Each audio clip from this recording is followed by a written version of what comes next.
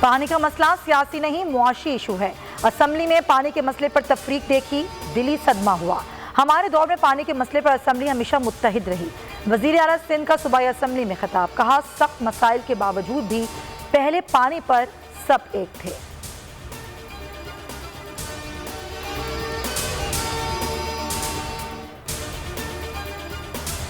سندھ کے پانی سے متعلق موقف کو نقصان پہنچایا گیا۔ آج موقع تھا قومی اسمبلی میں پانی کی قلت پر بات ہوتی، اپوزیشن کیوں پارلیمنٹ سے بھاگ گئی؟ وفاقی وزیر فہمیدہ مرزا کی تنقید۔ فردوس عاشق آوان بولی، سندھ کی سیاسی جماعت پانی کے مسئلے پر سیاست کر رہی ہے۔ صوبے میں چوری کر کے پانی بڈیروں اور جاگیرداروں کو دیا جاتا ہے۔ غلط بیانی سے صوبے میں غلط فہمی پیدا کی گئی۔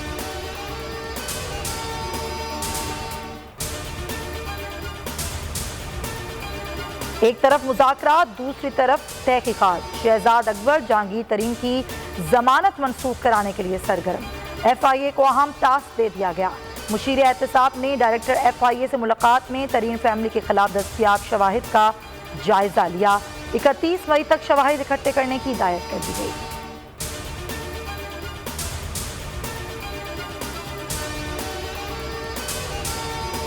دوست ممالک کی مدد سے مشکل وقت سے نکل آئے، اچھا وقت آنے والا ہے۔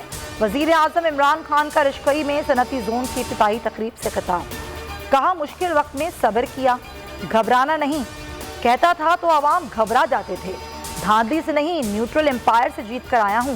سمارٹ لاک ڈاؤن سے کورونا اور غربت سے ملک کو بچایا، لاک ڈاؤن لگاتے تو بھارت جیسی صورتحال ہوتی۔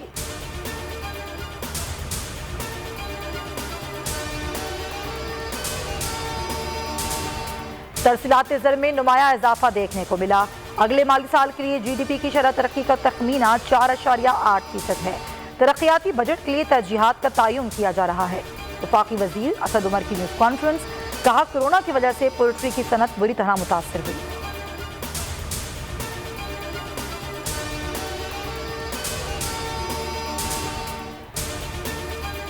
کچے کے ڈاکو کتنے پکے ہیں، سندھ میں کیا دیکھا، کن اقدامات کی ضرورت ہے؟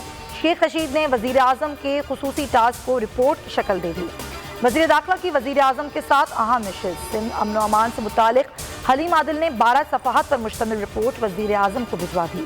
رپورٹ میں ڈاکوؤں کے ہاتھوں 250 افراد کے قتل کا انکشاف، 70 سے زائد اغوا، پاک فوج کو اختیارات دینے کی تجویز بھی دے دی۔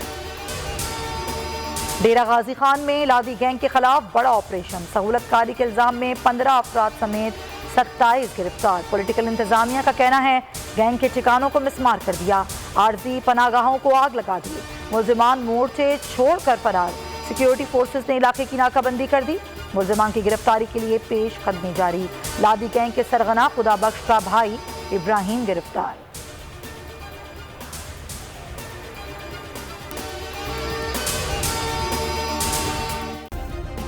سبسکرائب کریں اور بیل دبائیں تاکہ کوئی خبر رہ نہ جائے۔